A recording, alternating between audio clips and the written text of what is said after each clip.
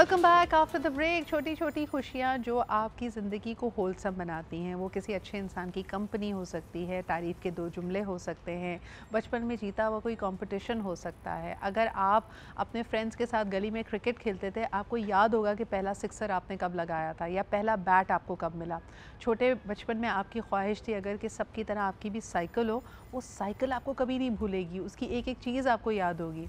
यहाँ तक कि जो बड़ी चाह से चीज़ें लाई जाती थी बचपन में, मुझे याद है कि जो इलेक्ट्रॉनिक्स की परचेज़ होती थी वो एक अपने आप में एक एक्सपीडिशन होता था। तालिब, आपको याद है कि घर वाले जब फ्रिज ख़रीदने जाते थे तो अम्मी, बच्चे, अब्बू सब जाते थे, हम सारे फ्रिज खोल खोल के वो शोरूम में देख रहे होते थे और उसकी एक अपनी खुशी होती थी। डेफिनेटली। अच्छा, हम फ्रिज लेने तो जा रहे हैं, उससे पहले का मरहला हुआ है जब आपने सोचा है कि अब आपको फ्रिज चाहिए। हाँ, तो आपकी कॉन्वर्जेशंस हो रही हैं, फिर आप सबसे पूछ भी रहे हैं, घर में डिसाइड कर रहे हैं कि yes, रखेंगे कहाँ इसको। किस तरफ बनेगा, कैसे बनेगा। अच्छा, तुम्हारा कोई जानने वाला है, हाँ, फलाने से पूछो, मामू से पूछो, चाचू से पूछो। अब हम सब जाएंगे। हाँ, मेजरली जिस दिन पापा की छुट्टी होगी उस दिन हम सब जाएंगे। तो अब सब जा रहे हैं, अब आप खुश, अब आप तैयार भी हो रहे हैं। अच्छा, आज के बच्चे, आपको क्या लगता है, जैसे मैंने हमारे बचपन में तो हमने कभी नहीं कहा था कि हम बोर हो रहे हैं, हाँ, या हम यानी हम खुशी होते थे, हम तो ये वाली कंप्लेंट्स नहीं कर सकते थे। आज के बच्चों को मैंने देखा है कि पेरेंट्स ज़्यादा इन्वॉल्व हैं, फादर्स ज़्यादा इन्वॉल्व हैं, लेकिन बच्चे खुश इतने नहीं हैं। क्यों? बच्चे खुश इसलिए नहीं है सिद्रा, बिकॉज बच्चे बहुत सारी चीज़ों के अंदर बढ़ गए। जब हमारा बचपन था तो हमारे पास मेजरली 3 से 4 चीज़ें बचती थी। दैट वाज, या तो आप कोई कार्टून देख लेंगे, या फिर जैसे शाम के 4 बजेंगे तब आपने बाहर खेलने चले जाना है, और मगरिब से पहले आपने बाहर आ जाना है, आपने घर वापस आ जाना है। Now the thing is that कि एक तो फिजिकल एक्टिविटी नहीं रही, सही। ऊपर से आपका बहुत ज़्यादा डिजिटल आपका एक्सपोजर होना शुरू हो गया। तो नाउ फील्स लाइक कि जब आप किसी ऐप को इस्तेमाल कर रहे होते हैं, आप कोई गेम भी खेल रहे होते हैं, तो after a some time get bored of it. अच्छा, चलो थोड़ा सा टॉपिक बदलते हैं, अब बच्चों से हम एडल्ट्स पे आ जाते हैं। सना, मुझे बताएं कि मिसाल के तौर पे एक बड़ा पड़ाव, लोगों को या तो ड्रीम जॉब चाहिए होती है या ड्रीम पार्टनर चाहिए होता है। A lot of marriages today are not arranged marriages. They are people who like each other, understanding है, लेकिन फिर वही चीज़ें जो आपको किसी के बारे में पसंद थी, थोड़ा सा टाइम भी अगर आपने उसके साथ गुजार लिया, फ़ोन पे बात कर ली, कहीं कॉफ़ी पे मिल गए, it used to make you so happy. जब साथ रहना शुरू करते हैं तो फिर खुशी कहाँ चली जाती है? सीधा बेसिकली इसको हम कहेंगे कि यहाँ पे अट्रैक्शन होती है। हाँ, अट्रैक्शन होती है मटीरियलिस्टिक चीज़ों से, कि समहाउ ये होता है कि वो उस कॉफ़ी, अभी जैसे हम डिस्कस कर रहे थे कि फ़लाँ रेस्टोरेंट में चले जाएं, कॉफ़ी पीने चले जाएं, उस पर्टिकुलर चीज़ को एंजॉय कर रहे हैं, उस मटेरियल को एंजॉय कर रहे हैं, एक दूसरे की कम्युनिकेशन को और उस मोमेंट को एंजॉय नहीं कर रहे।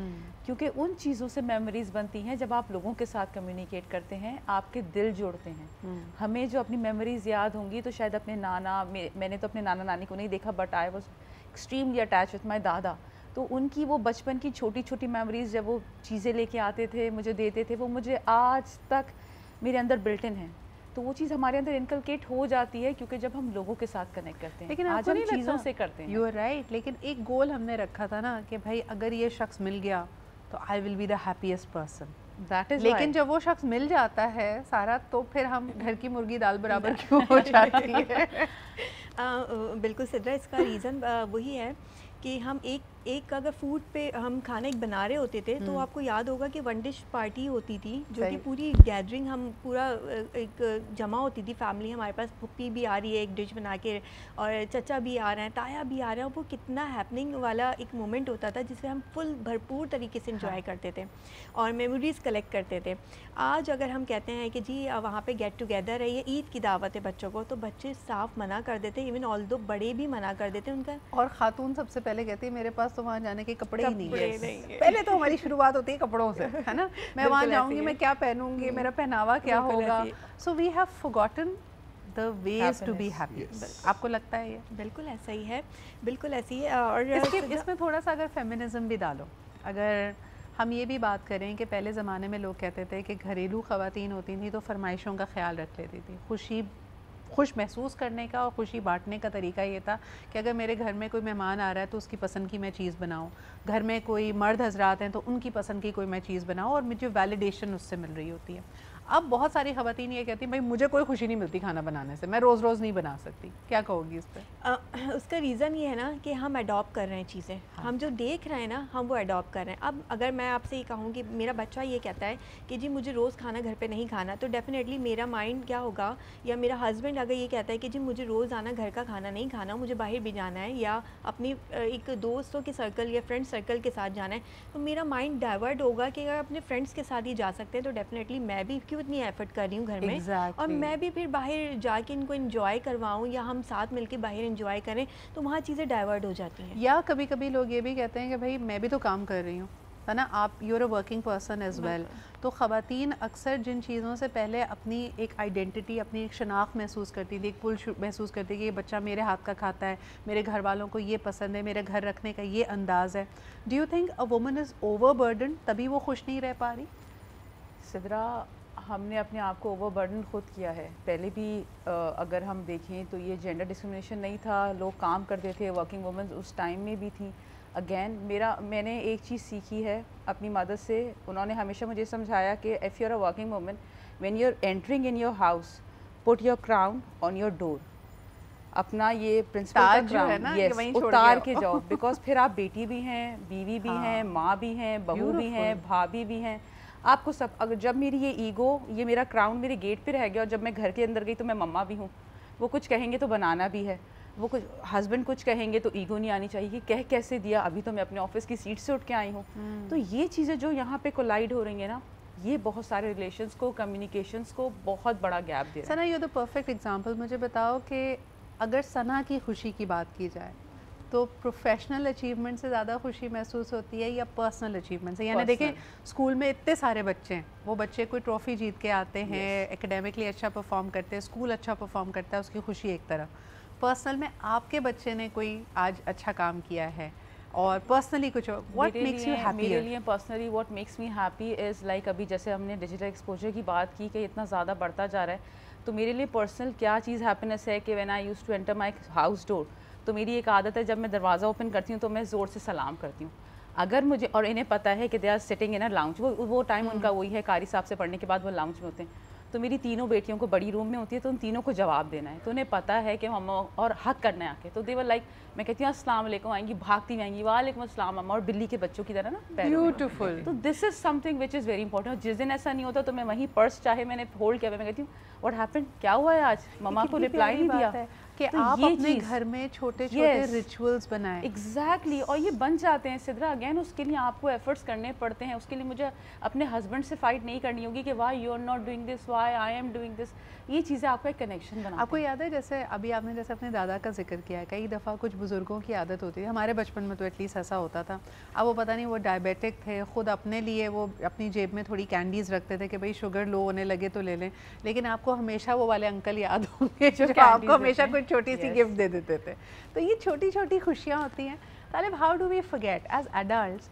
आपसे मेरा बड़ा सिंपल सा सवाल होगा कि पैसा, हाँ। हमारे यहाँ अक्सर लोगों का जो कहते हैं कि जी हमारा मूड इसलिए नहीं अच्छा, और ये बड़ी रियल प्रॉब्लम है, एक्सपेंसेस हैं, बिल आया हुआ है, घर में परेशानी है कि भाई ये फ़लाना बिल देना है, तो खुशी महसूस करना मुश्किल होता है। लेकिन क्या ये पैसे की जो नीड है ये हमारी सारी खुशियों को खा गई है? हमने खुद ने पैसे को इतना ज़्यादा अपने लिए ओवरबर्डनाइज कर दिया है कि अब वो खुशियाँ खाएगा। तो सिनेरियो वाज दैट कि आप पैसा क्यों कमाते थे? ताकि आप अपना डेली कोर्स संभाल सकें। बहुत सारे लोग सिद्रा आज भी बहुत सारी तंगी के अंदर खुश हैं। मैंने बहुत बड़े बड़े महल देखे हैं जहाँ लोगों में रहने का ढंग नहीं होता, और मैंने बहुत छोटी छोटी कोठरियाँ देखी हैं जहाँ लोगों के पास ढंग मौजूद है। तो इट्स नेवर अबाउट द पैसा, it's about the relationship, it's about कि आपको उतने में चीज़ें करनी आनी चाहिए। और समटाइम्स आपको ये भी फील होता है कि यार अब मेरे पास यही है, अब मुझे ऐसे ही करना है। अब अगर तंगी है तो तंगी है, अब अगर मामलात हैं तो मामलात हैं, उसका कहीं पर भी कसूर मेरा या मेरी फैमिली का नहीं हो सकता। देखिए, दो चीज़ें होती हैं ना, जब आप ख़रीदारी करना चाहे तो आप उस दुकान की सबसे महंगी और शहर की सबसे बेहतरीन चीज़ उठाएं, या आप कहें कि यार मेरी जेब में जितनी सकत है उसमें मैंने बेस्ट चीज़ उठाई है। दोनों की वो जो खुशी है ना देने की, वो एक होनी चाहिए। सिद्रा, मैं आपको एग्जैक्टली बात बताऊं तो मेरे वालिद साहब मुझे एक बात हमेशा से कहते हैं कि यार कौन कहता है कराची में लोगों के पास पैसा नहीं है। हाँ। तो उनसे पूछा क्यों, तो यार हर रेस्टोरेंट के बाद तो रश लगा होता है। ये बात भी दुरुस्त है वैसे, वाकई। जिस बुटीक पे जाओ उसके बाहर रश लगा हुआ होता है। हाँ। फिर हम एंड में ये बात करते हैं कि यार एग्जैक्टली सीन इज कि हाँ, लोगों के पास तंगी है। I can understand, financial constraints बहुत ज़्यादा हैं, बट अगेन अब हमने ना अपनी ख्वाहिशात को बहुत ज़्यादा सोशल मीडिया ओरिएंटेड कर दिया, Very true. बड़ा इंस्टाग्रामेबल बना दिया। Now we want that thing कि अगर मैं कहीं पे स्टोरी पोस्ट करता हूँ तो पीपल गोना आस्क मी। अच्छा तालिब, ये प्रोजेक्शन भी है इसका मतलब, और ये सवाल मैं सारा से करूँगी, फिर ब्रेक की तरफ चलेंगे। सारा, कुछ रेस्टोरेंट्स में बच्चों को फोर्स करके वालिदैन लेके जाते हैं या फैमिली टाइम करते हैं क्योंकि ये उनकी अपनी ख्वाहिश होती है और वो एक ख़ास अंदाज में चीज़ों को देखना चाहते हैं। बच्चे ने शायद डिमांड भी नहीं, बच्चे को तो आप एजुकेट कर रहे हैं ना कि ऐसा भी हो सकता है बेटा, तुम्हें फ़लाने फ़ास्ट फूड जॉइंट पर भी ले जाया जा सकता है, लेकिन जब आपने ट्रेन कर दिया तो अपने ऊपर आपने खुद ही उसको लाजिम और मलजूम कर लिया। कल को अगर पैसे नहीं हैं या तंगी आती है और बच्चा डिमांड करता है और अब आप उसकी वजह से अफसरदा हैं, गमज़दा हैं या गुस्से में आ रहे हैं, तो फॉल्ट किसका हुआ? डेफिनेटली पेरेंट्स का, हाँ। डेफिनेटली उन बड़ों का जिन्होंने बच्चों को ये आदत डाली या लगाई, या एक वन टाइम भी आपने वंस अ ब्लू मून भी आप लेके गए तो डेफिनेटली उनको एक टेस्ट डेवलप हो गया। वही टेस्ट अगर आप उनको घर में बना के अच्छे से कैंडल्स और अच्छा सा डिकोर करके आप टेबल को आप उनको बिठाते हैं, फैमिली के साथ इंजॉय करते हैं, उस मोमेंट को इंजॉय करते हैं, मोबाइल्स को साइड में रख देते हैं, डेफिनेटली श्योर कि वो बच्चा जो है ना बस मोमेंट को इंजॉय करेगा as compare to outside dinner. So आप जैसे बच्चे की आदत बनाएंगे, डेफिनेटली बच्चा जो है वो इस तरह से अपने माइंड को ग्रो करता रहेगा, ग्रूम करता रहेगा, और फिर वो जो आपका जैसे तालिब ने कहा कि हमारा डिजिटलाइज हो गई है पूरी लाइफ ही हमारी, तो हम देखते हैं कि जी रील पोस्ट हो रही है आज बर्गर की, आज फास्ट फूड की, आज कॉन्टिनेंटल और चाइनीज़ की, तो वो फिर डेफिनेटली बच्चे हों या बड़े तो हम खुद अट्रैक्ट हो रहे होते हैं कि ये रेसिपी हम ट्राई करने इस रेस्टोरेंट ज़रूर जाएंगे। आपकी बात से मेरे जहन में ख्याल आ रहा है कि अगर आपने जानना है ना कि खुशियों का कातिल या खुशियों का चोर कौन है, तो वो है कंपैरिजन, और ये कंपैरिजन का फ़िल्टर आप अपने बच्चे के जहन में डालते हैं। I was very happy growing up in my school, rule था आप अपनी बर्थडे पर सिर्फ़ और सिर्फ कैंडीज़ लेके आ सकते हैं, यानी एक कैंडी का पैकेट जो आप 2 टॉफ़ीज़ हर बच्चे को बांट दें, अपनी क्लास में बांट दें